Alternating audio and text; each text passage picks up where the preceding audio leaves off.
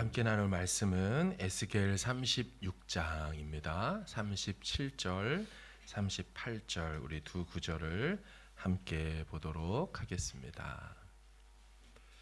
에스겔 36장 37절과 38절 구약 1208면 정도에 있겠습니다.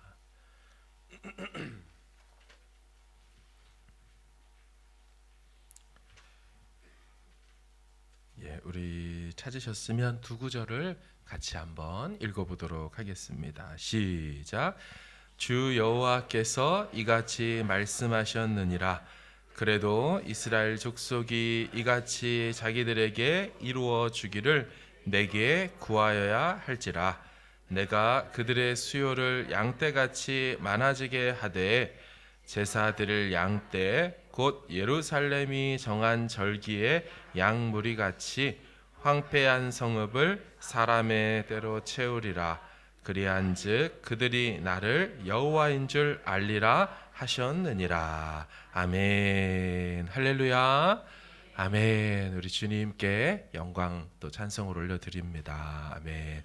우리 좌우 앞뒤 계신 분 서로 인사하고 축복하기를 원합니다. 잘 오셨습니다. 반갑습니다. 아멘. 아멘. 네, 감사합니다. 참 좋습니다. 그래도 라는 제목으로 하나님의 은혜 나누도록 하겠습니다. 여러분, 기도하기 좋은 때가 있는 거 아십니까? 참 기도하기 좋은 때. 성경에 보면 새벽이라고 말을 하곤 합니다. 우리 시편 5편 한번 읽어볼까요? 시작. 여호와여, 아침에 주께서 나의 소리를 들으시리니 아침에 내가 주께 기도하고 바라리이다. 아멘. 자, 말씀 뭐라 그래요? 아침에 주님이 나의 소리를 들으실 거라고. 그래서 아침에 내가 주께 기도하고 아침에 주님을 바라볼 거라고. 성경이 때를 기록한다는 거 의미가 있다는 뜻이겠죠. 자, 그런가 하면 시편 46편도 봐보세요. 시작. 새벽에 하나님이 도우시리로다. 아멘. 하나님께서 도우시는 때 성경이 말을 하고 있지요. 이것만이 아닙니다.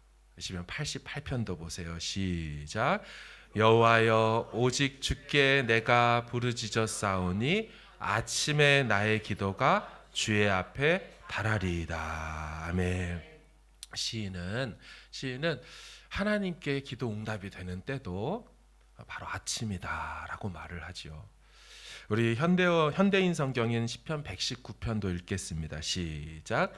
내가 이른 새벽에 일어나 주의 도움을 구하며 주의 약속에 희망을 걸어 봅니다. 아멘.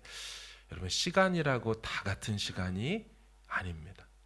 성경은 헬라어로 크로노스, 카이노스라는 두 단어를 사용하면서 시간에도 의미가 있다라고 설명을 하지요. 우리 많이 들어보셨죠? 크로노스는 물리적인 시간, 일반 시간을 말해요. 하지만 카이로스는 질적인 시간, 수직적인 시간, 하나님의 시간이라고 말을 하곤 하지요. 우리 초등학교 3학년 때 1년하고 중학교 3학년 때 1년하고 그럼 고3 때 1년이 다 같은 1년인가요? 크로노스적으로 보면 똑같은 365일이라 말할 수 있지만 카이로스적인 인생의 중요한 시간 개념으로 따진다면 고3 1년이 어떻게 초3 1년과 같이 된다고 말할 수 있겠습니까? 축구를 좋아하시는 분들도 전반 5분과 끝나기 전 후반 5분, 그때의 5분은 90분의 또 다른 시간의 5분과 다르다는 거 알고 있을 겁니다. 왜 그렇습니까? 제일 많이 골이 터지는 시간이기 때문이죠. 이런 의미에서 성경은 새벽이라는 시간을 이런 카이로스의 시간이다라고 말을 해요. 하나님께 구하는 때, 하나님이 응답해 주시는 때, 하나님이 역사하시는 때, 다른 시간들도 물론 있습니다. 하지만 새벽이라는 시간에 더욱더 큰 비중을 담고 있다는 거 우리는 기억할 필요가 있습니다. 여러분, 소돔과 고모라가 심판을 당하고 모든 것이 다 사라졌을 때였어요. 아브라함이 그걸 바라보며 자, 이제 우리 남은 세상 어떻게 살 것인가 새 결의를 다지고 여호와 하나님 앞에 섰을 때를 성경은 새벽이라고 말을 해요. 아침 이른 때, 그때 아브라함이 하나님 앞에 섰다라고 말을 합니다. 그런가 하면 이스라엘이 홍해를 건너지 않습니까? 그럴 때 추격하던 애굽 군대가 그 홍해물에 다 몰살되고 죽을 때, 여러분 성경이 그때도 기록하는 거 아세요? 새벽에 여호와께서 애굽 군대를 어지럽게 했다. 밤새도록 동풍이 불고 새벽녘의 대적을 다 물리치시는 하나님의 승리의 때가 새벽이라는 사실을 성경은 강조하고 있어요. 여러분 모세가 시내산에서 십계명을 받은 때, 여러분 그때도 언제인 줄 아세요? 셋째 날 아침에, 이 아침 새벽 때에 보케를 하는 히브리 단어로 그때라고 말을 하고 있어요. 여러분 그런가 하면 광야 시절을 보내는 40년 동안에 하나님께서 만나를 언제 내리셨나요? 새벽에 내렸죠. 왜 알 수 있습니까? 아침 해가 돋으면 만나는 다 햇빛에 사그라들고 없어졌잖아요. 그러니까 누가 하나님의 기적을 날마다 만나를 먹으며 살 수 있었습니까? 새벽에 이르는 사람인 줄로 믿습니다. 새벽에 하나님이 만나를 공급해 주시고, 상징적인 의미가 있습니다. 우리의 날마다의 삶에도 새벽에 하나님께서 우리를 먹이시는 말씀의 양식을 공급해 주시고 우리를 힘나게 하시고 하나님을 경험하게 하시는 줄로 믿습니다. 여러분 다니엘이요, 사자굴에서 건진받은 때, 여러분 그것도 그 왕이, 이 다리오 왕이 새벽에 아침에 일찍 일어나서 그것을 경험하고 있지 않습니까? 하나님의 역사를 보는 때가 이 새벽이더라고요. 난공불락인 여리고, 그 여리고 성이 무너지는 때도 여러분 성경에 보면 새벽이라고 되어 있어요. 아침 일찍이라는 표현을 쓰고 있어요. 모닝인데 얼리 모닝인 거예요. 우리 식으로 얘기하면 새벽입니다. 따라서 성경에서의 새벽 시간은 기적의 시간, 승리의 시간의 의미를 갖고 있는 줄로 믿습니다. 여러분 그런가 하면요, 이 새벽은 참 묘하게도 다른 한편의 의미를 갖고 있습니다. 바로 그것은 이 새벽 시간은 사탄이 역사하는 시간이라는 것처럼도 말을 하고 있기 때문이죠. 새벽 시간에 이 마귀도 몸부림을 치는 겁니다. 우리 욥기 24장 14절 개역 한글인데 제가 읽겠습니다. 사람을 죽이는 자는 새벽에 일어나서 가난한 자나 빈궁한 자를 죽이고 밤에는 도둑같이 되며. 여러분 예수님 당시에 우리 종교 지도자들이 예수님 죽이기 위해서 모의했던 때가 언제라고 되어 있어요? 여러분 그들 새벽에 모여서 예수님 죽이자고 그렇게 모의했습니다. 그러므로 정리해 보면 기적도 새벽에 일어나고요, 그리고 시험과 음모도 새벽에 모의되고는 합니다. 따라서 이 새벽을요, 같은 의미지만 이 같은 시간이지만 새벽을 기도로 맞이하는 사람, 그 새벽은 기적과 승리의 시간이 될 것이고요, 새벽에 잠만 자는 사람, 이 마귀의 시험과 공격 앞에 무장해제된 채로 당할 수밖에 없는 것입니다.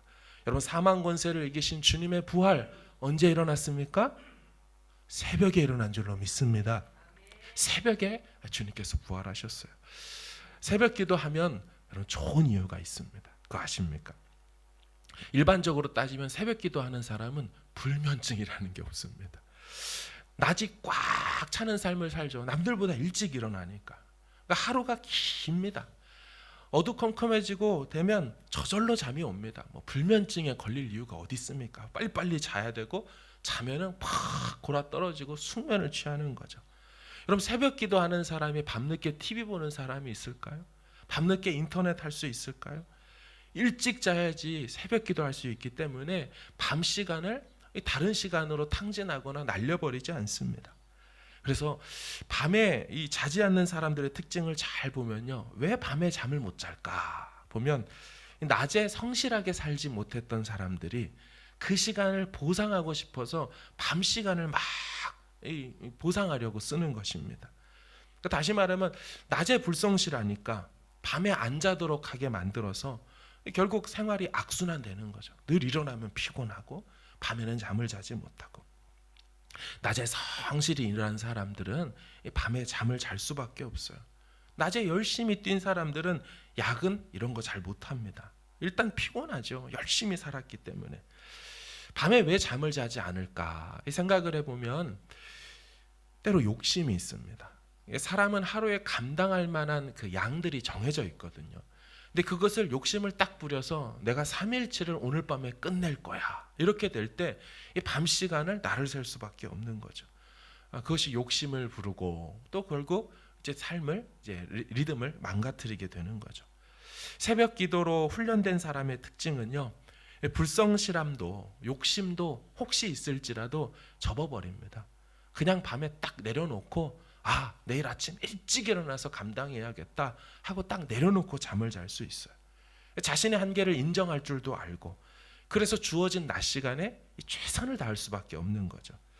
혹시 오늘 불성실했다면 일단 일찍 자는 것이죠. 내일 새벽부터 성실하면 되는 것입니다.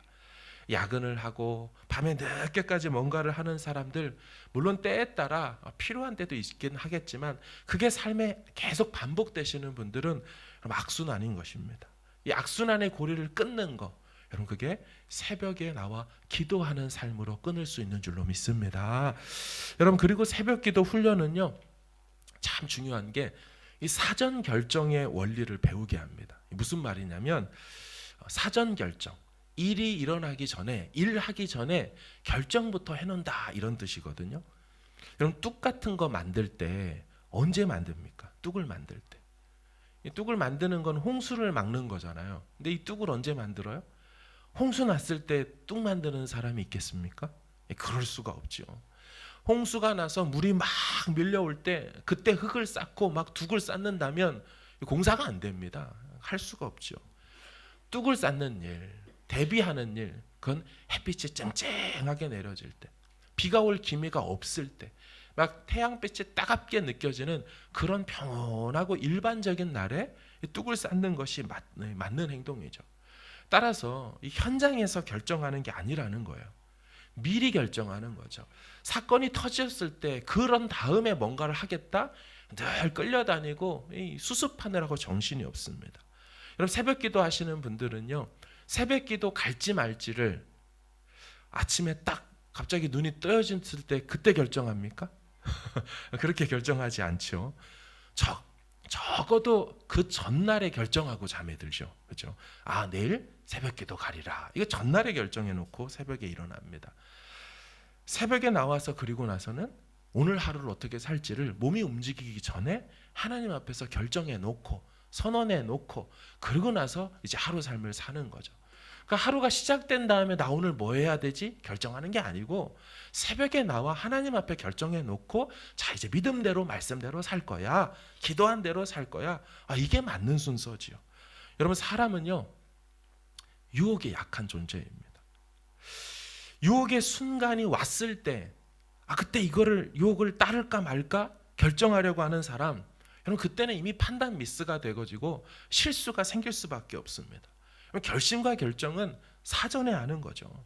그리고 행동은 결정한 다음에 그런 다음에 이제 그대로 하는 것이거든요. 중요한 문제일수록 미리 결정하는 것이 맞죠. 아무 문제 없을 때 미리 결정하는 거예요.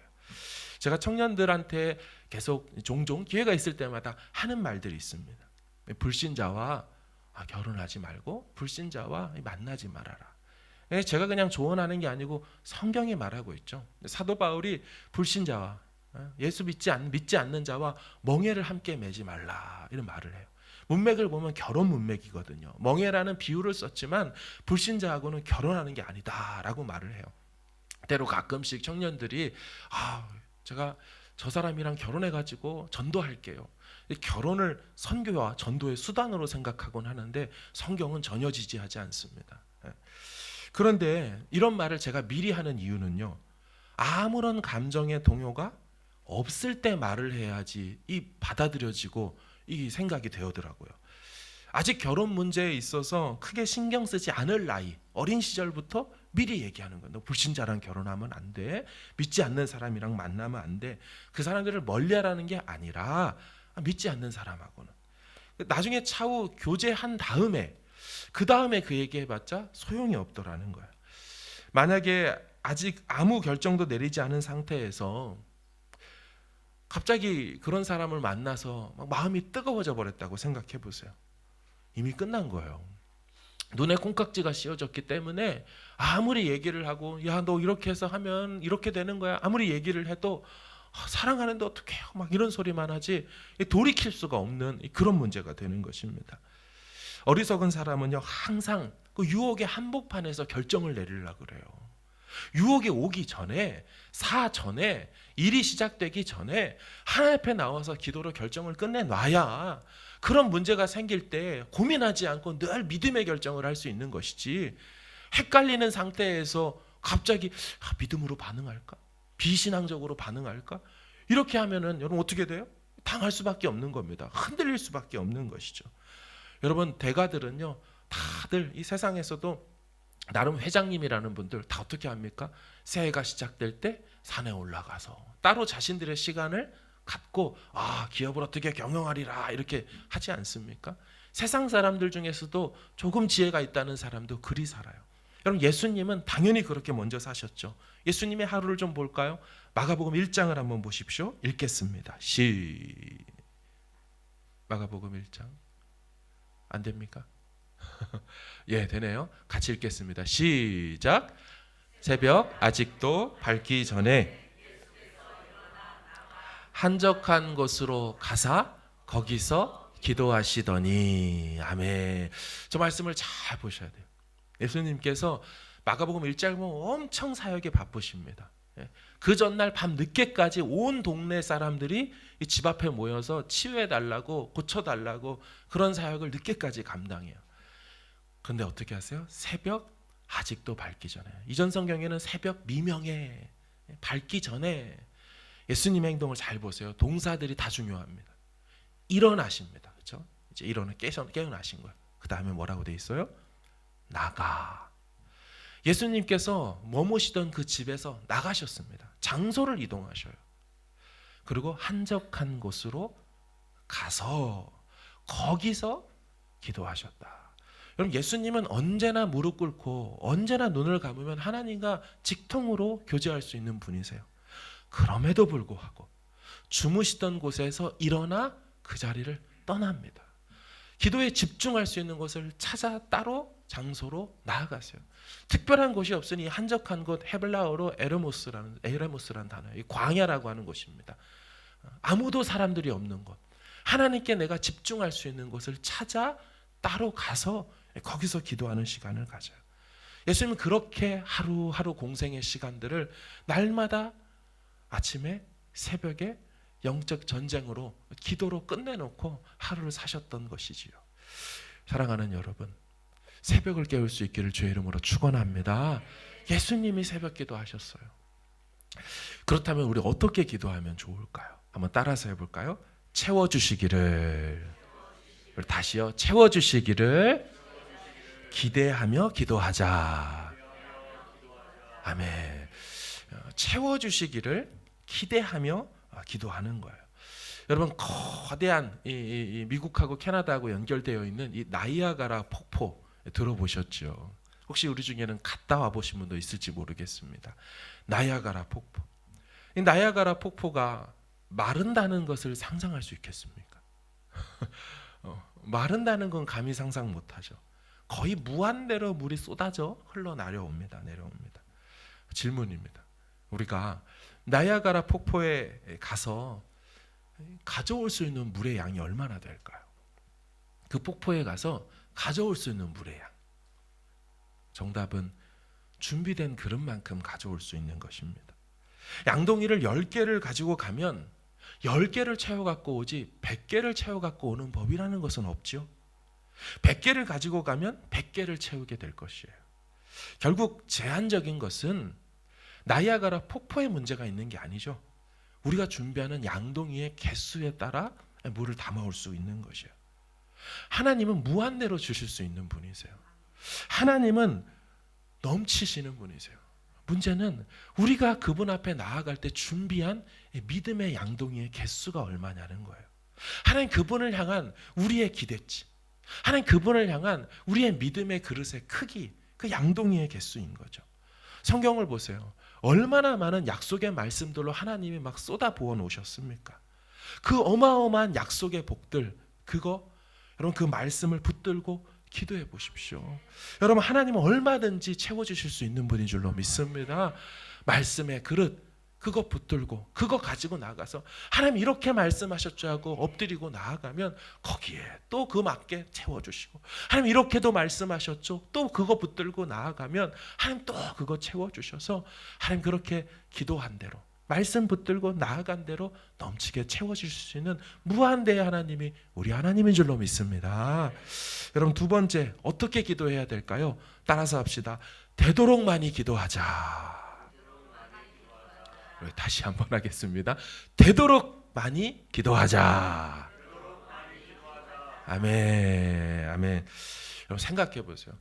풍성한 기도 응답을 경험하시는 분들은 풍성한 기도의 삶을 살았기 때문에 그런 풍성한 기도 응답이 오는 것이지요. 이게 너무 당연한 거 아닙니까? 어쩌다 한 번, 생각날 때 한 번 기도하시는 분하고 늘 나와 매일을 하나님 앞에 기도의 삶을 사시는 분하고, 여러분, 기도 응답이 똑같다면 이게 말이 될까요? 물량 작전을 쓰겠다는 뜻이 아닙니다. 늘 순간순간 시시로 하나님을 의지하며 사시는 기도의 삶과 어쩌다가 갑자기 급하고 궁할 때 돈 좀 빌려주세요 하나님 앞에 나아가는 사람과, 이거 어떻게 똑같이 기도 응답이 있을 수가 있겠습니까?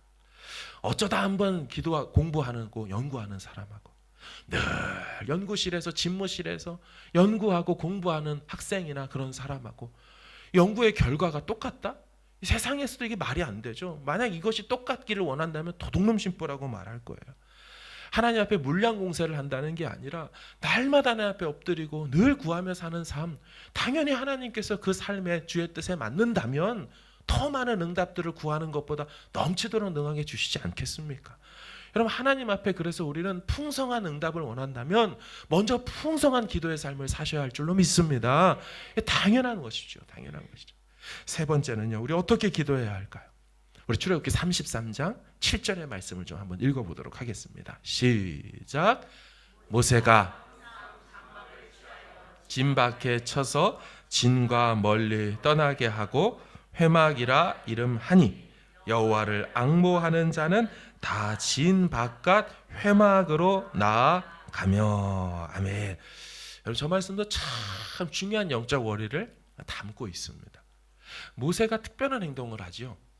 항상 장막, 이 텐트 하나를 취해가지고요, 진 밖에다 쳐놓습니다. 이 진은 이스라엘 12지파가 사는 그 캠프촌을 얘기합니다. 캠프촌.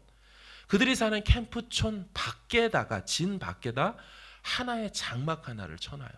그래놓고 그 장막을 특별한 이름으로 지어 부르기를 시작하죠.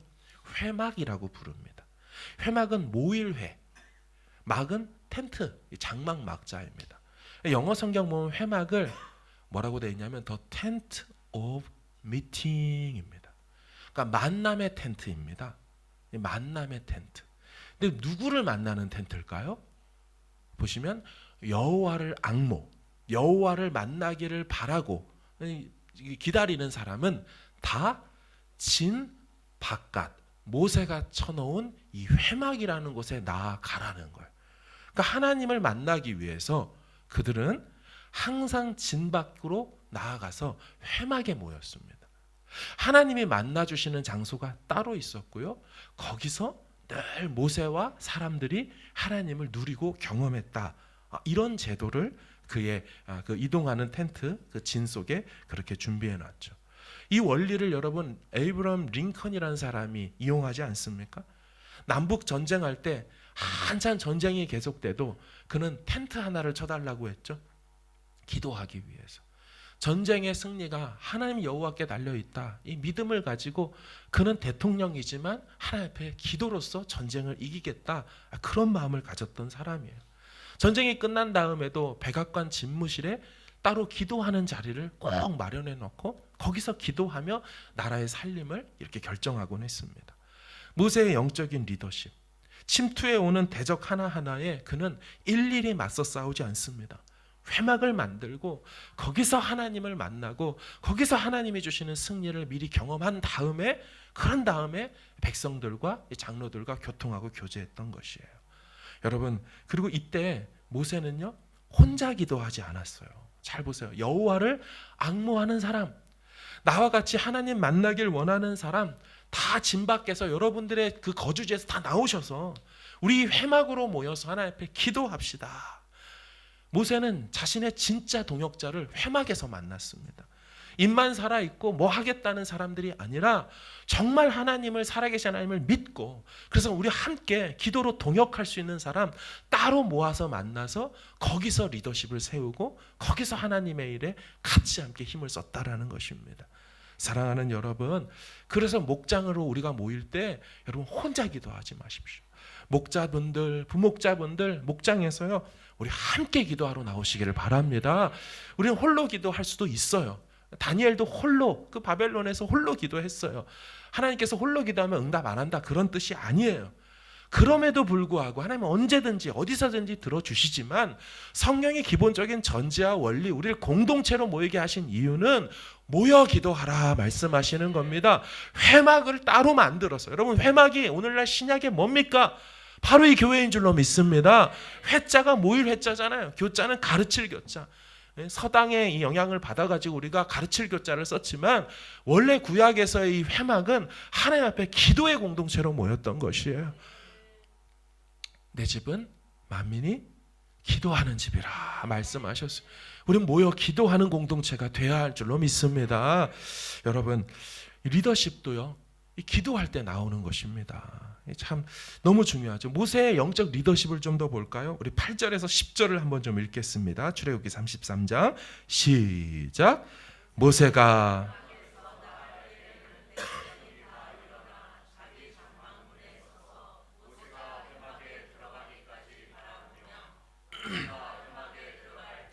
구름 기둥이 내려 회막문에 서며 여호와께서 모세와 말씀하시니 모든 백성이 회막문에 구름 기둥이 섰음을 보고 다 일어나 각기 장막문에 서서 경배하며. 아멘.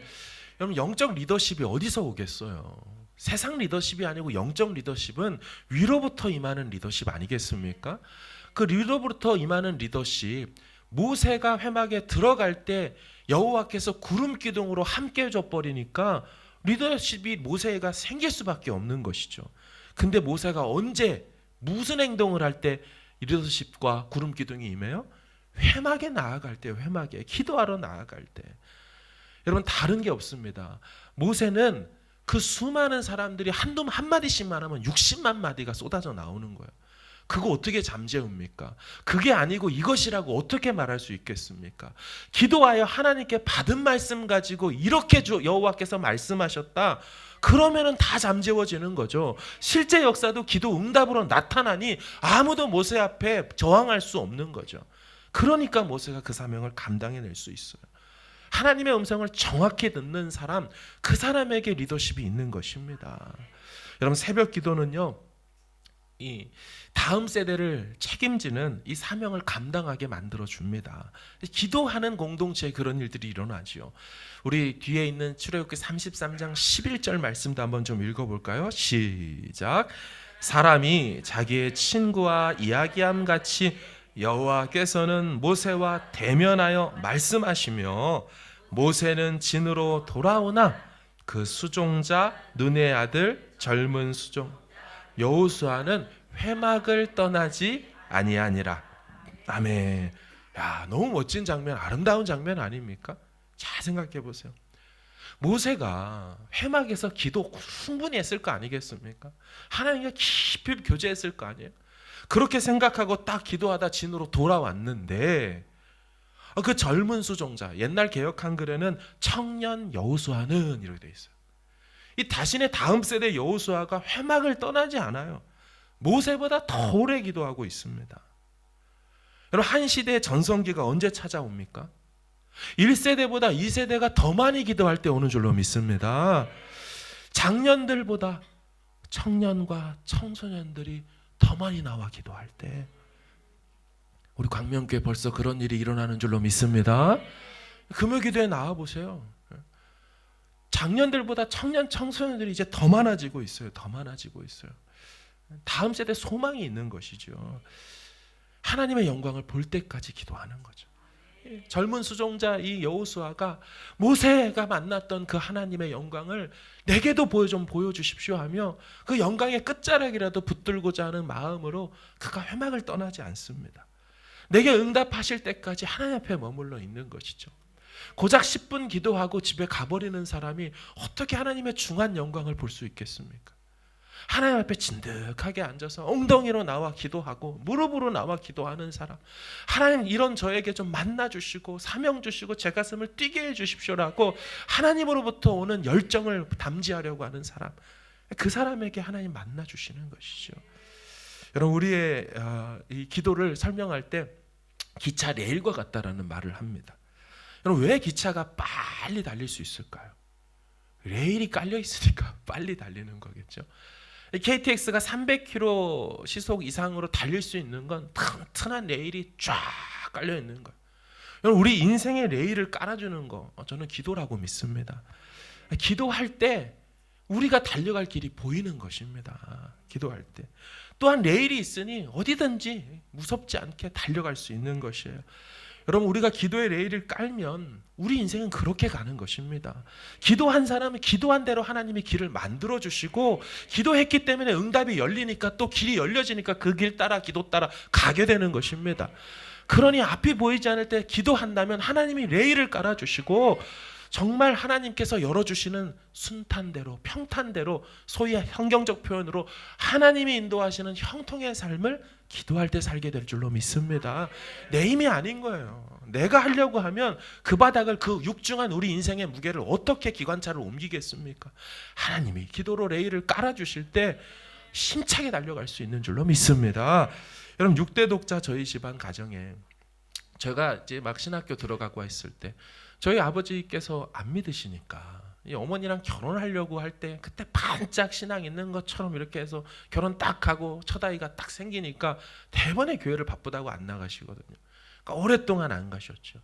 그 신학교를 간 제 입장에서는 나는 꼭 믿음의 가문을 이루리라. 내 대에서부터는 온전한 믿음의 가문을 이루리라. 당연히 소망함이 될 수밖에 없죠. 물론 지금은 저희 아버지가 매주 예배 가시고 이 설교를 5번에서 7번씩 다 들으셔서 이만한 종이에다가 달력 찢어다가 거기다가 설교를 다 띄어쓰기도 없이, 히브리어처럼 띄어쓰기도 없이 다 이렇게 적으세요. 그리고 그거를 다 적은 다음에 조금 더 작은 거에다가 두 번째로 그걸 토대로 또 요약을 적으세요. 그런 다음에 그걸 또 조금 더 작은 것에 또 적어서 또 줄여가지고 카톡으로 한 문장으로 딱 저한테 보내주세요. 이 한 문장이 말이 한 문장이지 장문입니다. 장문. 설교한 제가 봐도 야, 어떻게 이렇게 설교를 기가 막히게 정돈을 했냐. 마지막에 아멘 딱 때려주시고 막 기쁨이 넘치지요. 막 또 듣고 계시겠습니다. 지금이야 그렇지만 그 시절에는 가정을 이룬 저에게는 당연히 믿음의 가문을 이루고 싶은데, 아이가 생겼을 때 제 마음속에 있는 저희 가정의 자녀 양육의 첫 번째 가장 이루고 싶었던 거, 어떤 아이로 만들 것인가, 기도하는 아이들로 정말 만들고 싶었어요. 제가 어머니께 배웠던 것은 말씀을 배운 게 아니라 저는 기도를 배웠어요. 저희 어머니 기도하는 분이셨고 지금도 기도하며 저를 위해서 기도해 주시는 분이세요. 그러다 보니 우리 아이들에게 가장 먼저 가르칠 수 있는 기도의 자리가 식사 기도의 자리 아니겠습니까?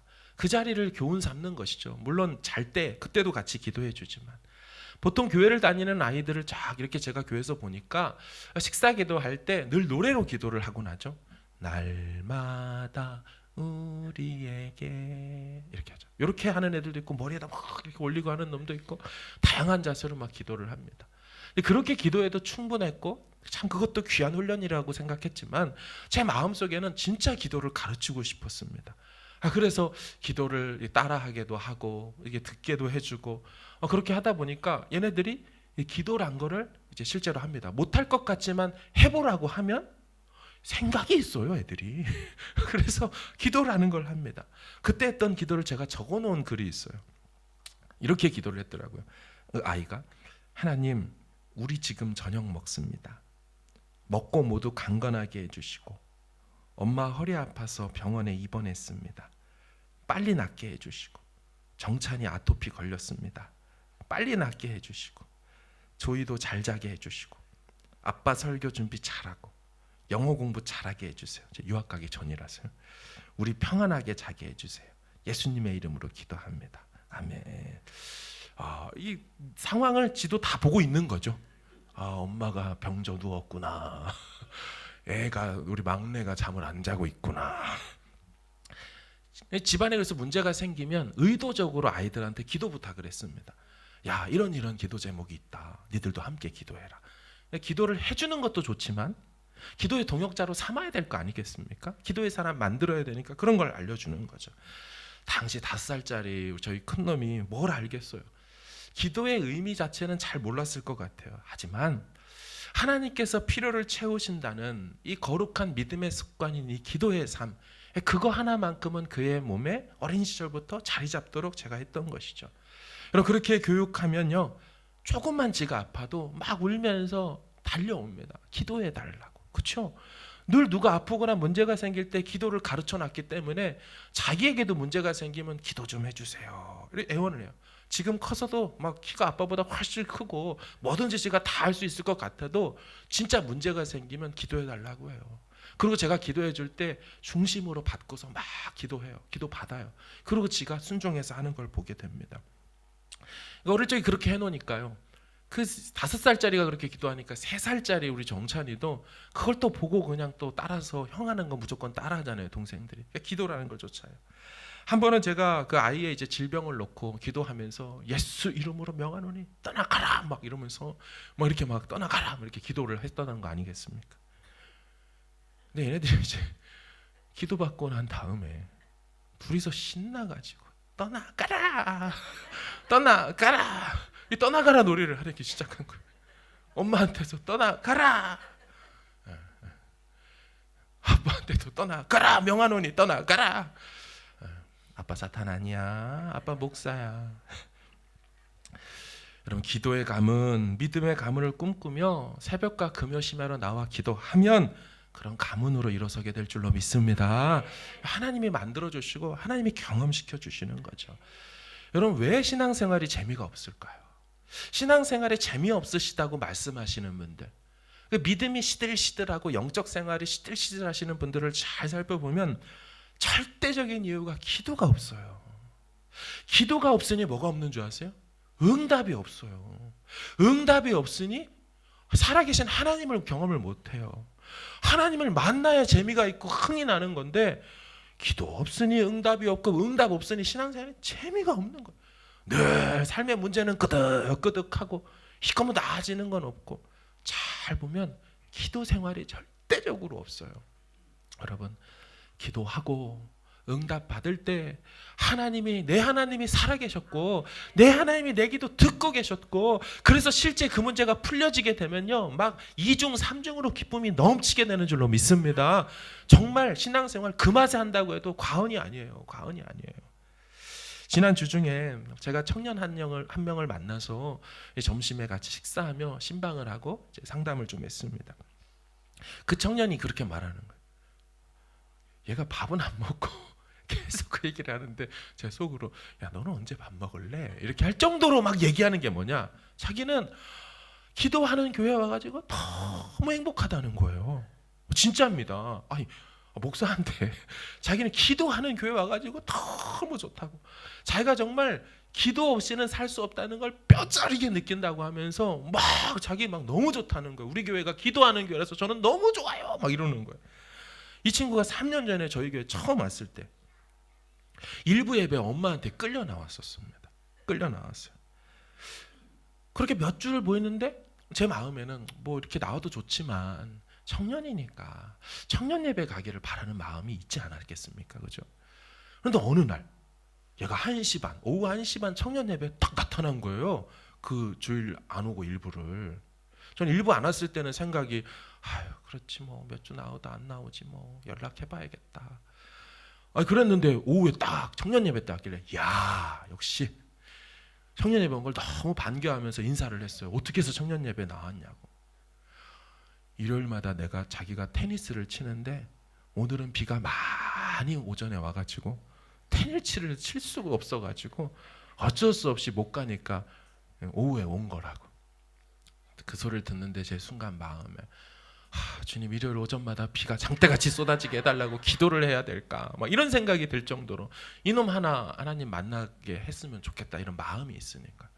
근데 이 녀석이 그 다음 주도 오후 예배, 청년 예배를 나오더라고요. 그 다음 주도 또 나오더라고요. 그때는 청년 예배가 3년 전이니까 저 타카푸나 때 할 때인데요. 제가 이걸 생각하다 보니까 그때 그 장면이 떠올랐어요. 한 번은 막 설교를 하는데 매주 나와요. 가운데 이렇게 앉아 있는데 갑자기 이놈이 설교하는데, 그래서 너무 이상해. 이렇게 딱 쳐다봤어요. 보통 제가 설교할 때 사람 얼굴을 그렇게 막 쳐다보지 않는 편이거든요. 눈물이 터져 나오는 걸 제가 참느라고, 설교를 듣다 하나님이 은혜를 주셨나 봐요. 얘가 그걸 참느라고 막 견디지를 못하는 거예요. 등치 큰 놈입니다. 누군지 아실 거예요. 부들부들 떨더니 계속 나와요. 그러다가 지금 목자를 하고 있죠. 리더를 하고 있죠. 내년에 전체 회장을 한다느니 말한다느니 막 그런 얘기를 하고 있습니다. 걔 하는 말이 기도가 너무 좋고 예배가 너무 좋다는 거예요. 그럼 궁금하시면 금요기도에 나와보세요. 금요기도에 나오면 이 인도하는 저보다 목소리 더 크게 부르짖고 있는 어떤 청년 한 놈을 만날 것입니다. 앞에서 저보다 더 크게 막 기도해요. 요즘에는 최근 들어서는 얘가 갑자기 방언이 터져갖고, 방언이란 말은 영어로 막 기도하기 시작하는 거예요. 막 영어, 근데 말도 막 거치, merciful, graceful, mighty God, 막 이러면서 막 전사 났다, 전사 났어. 막 영어로 막 흥분해가지고 기도하고, 막 한국말로 막 소리치면서 기도하고, 소망이 보이더라고요. 1세대보다 2세대가, 2세대보다 3세대가 더 기도에 전념하는 모습을 볼 때 소망이 있어요. 사랑하는 여러분, 누군가 하나님을 경험했다, 나 하나님 만났어 하는 그 말을 잘 들어보시면 기도 응답 받았다는 얘기를 하는 거예요. 여러분, 기도가 얼마나 신앙생활에 중요한지 모릅니다. 여러분, 우리가 하나님을 어떻게 경험할까요? 기도할 때 하나님께서 그 기도에 응답하심으로 우리를 만나주시는 거거든요. 5만 번 응답받았다는 유명한 기도의 사람 조지 뮬러에 대해서 들어보셨을 거예요. 별명이 고아들의 아버지 아닙니까? 고아들의 아버지. 고아원을 운영했어요. 그의 기도 응답의 사례들 중에 어떻게 응답받았는가 하고 보니까 이 고아원에 자기가 먹여야 될 아이가 2,000명까지 되었습니다. 말이 2,000명이지. 2,000명을 삼시세끼 먹이려고 한다면 그 아침에 빵을 먹여야 되는데 먹을 것이 없는 거죠. 근데 이분이 믿음이 있으니까 그래도 아이들을 다 앉혀놓고 먹을 게 없는데 아침 식사 기도를 먼저 하는 겁니다. 하나님, 오늘도 일용할 양식을 주셔서 감사합니다. 무슨 믿음으로 그 기도를 했는지 모르겠어요. 근데 갑자기 고아원 문이 딱 덜컹하고 열리더니 갑자기 수레들이 막 들어오는 거예요. 거기에 보니까 빵이 그냥 막 이렇게 싸서 들어오는 거예요. 왜 그런가 하고 자초지종을 물어보니까 빵 실은 마차가 마침 지나가는데 갑자기 마차가 고장난 거예요. 근데 그 당시는 방부제 같은 게 없으니까 이 빵을 배달하지 못하면 그냥 썩는 거죠. 썩으면 안 되니까 어떻게든 처리하려고 보니 고아원이 있네요. 야, 여기다 갖다 주면 되겠다. 참 이런 기가 막힌 응답으로 하나님께 응답을 받았어요. 참 놀라운 일이죠. 오늘 본문을 봅시다. 그래도 구하여야 할지니라. 오늘 본문을 말해요. 같이 한번 읽을까요? 시작. 주 여호와께서 이같이 말씀하셨느니라. 그래도 이스라엘 족속이 내게 구하여야 할지라. 내가 그들의 수요를 양떼같이 많아지게 하되. 아멘. 저 말씀을 잘 보십시오. 이 말씀의 흐름을 잘 보시면 하나님이 우리의 필요를 다 아시고 하나님께서 우리에게 모든 것을 다 주시고 이루어 주실 거라고 말해요. 그죠? 그런데 그래도 구하여야 한다라고 말을 합니다. 이 하나님이 왜 그런지 모르겠지만 이게 하나님의 방식이라는 거예요. 그러니까 하나님이 우리 필요를 몰라서 보고서 좀 올려봐. 뭘 원하냐? 내가 몰라서 그래. 이게 아니고 다 알아요. 주실 수 있어요. 그분 하신 말씀대로 역사할 거라고요. 그럼에도 불구하고 그 응답의 역사를 받아드는 하나님의 백성들에게 그분이 내가 채울 테니 니들이 할 일이 딱 하나 있는데 그건 그래도 구하여야 한다라고 말씀해요. 앞절인 36절과 연계된 말씀을 보여주십시오. 잘 보십시오. 나 여호와가 말했으니까 이룰 거야. 주 여호와께서 이렇게 말씀하셨어요. 그래도 이스라엘 족속이 이같이 자기들에게 이루어 주기를 내게 구하여야 할지라. 하나님 말씀하시는 내가 말했으니까 내가 이룰 거다. 그런데 그래도 너희들은 기도해야 돼. 그러니까 하나님의 응답이 온다는 것을 믿는 것으로 족한 게 아니에요. 믿는다면 뭐 해야 된다? 저 말씀대로 구하고 엎드려야 되는 것입니다. 사랑하는 여러분, 말씀을 정리하면서 새벽에 기도하는 거 참 중요합니다. 우리가 다 이제 내일부터 6일 동안 특별 새벽 기도회를 준비했어요. 저는 이 기도회를 생각할 때마다 진심이에요. 하나님 어떤 응답들을 주시려고 기도회를 시키시는 것일까? 분명히 피곤할 텐데, 분명히 안 나오니까 정말 쉽지 않을 텐데, 그리고 집에서 여기까지 오는 거리 막 생각해 보면 계산이 안 나오죠. 끝나고 돌아갈 거 생각하면 막 사람들 차도 있겠죠. 그럼에도 불구하고 하나님 앞에 나와서 한번 엎드리고 고개를 숙이고 주님 도와달라고 하는 하나님 그 마음을 보실 텐데, 하나님 그 마음을 하나님 앞에 합격이 되었을 때 어떤 응답을 주시고 어떤 은혜를 베풀어 주실까? 제가 기대감이 돼요. 기대감이 있어요. 여러분 꼭 새벽에 나와 기도하실 수 있기를 바랍니다. 여러분 나와 기도할 때 하나님께서 넘치는 응답 주실 줄로 믿습니다. 중요한 거 예수님처럼 따로 시간과 장소를 빼내어서 정해 기도하는 게 중요해요. 그리고 평상시에 기도하는 게 중요합니다. 평안할 때, 아직 둑이 터지지 않았을 때 하나님 앞에 늘상으로 기도하고 정비하면서 기도하는 거예요. 채워주시길 위해 기도해야 된다고 말씀드렸죠. 풍성한 응답을 원한다면 풍성한 기도의 삶을 항상 사는 게 중요하겠죠. 기도할 때 리더십이 생깁니다. 그런 기도하는 리더십을 보며 다음 세대 리더십도 길러지는 겁니다. 기도할 때 길이 생기고 기도할 때 그 기도의 레일 따라 주님의 목적지에 도착하게 되는 것입니다. 우리 하나님을 설명할 수 있는 수많은 설명과 묘사들이 있지만 자녀들의 기도에 응답하시는 하나님이라고 성경은 너무너무 많이 말하고 있어요. 우리 그 하나님을 바라보면서 이번 한 주간 정말 기도에 힘을 쓰고 애를 쓰고 몰입하고 열중하는 우리 모든 광명의 성도들 되기를 주님의 이름으로 축원합니다. 아멘.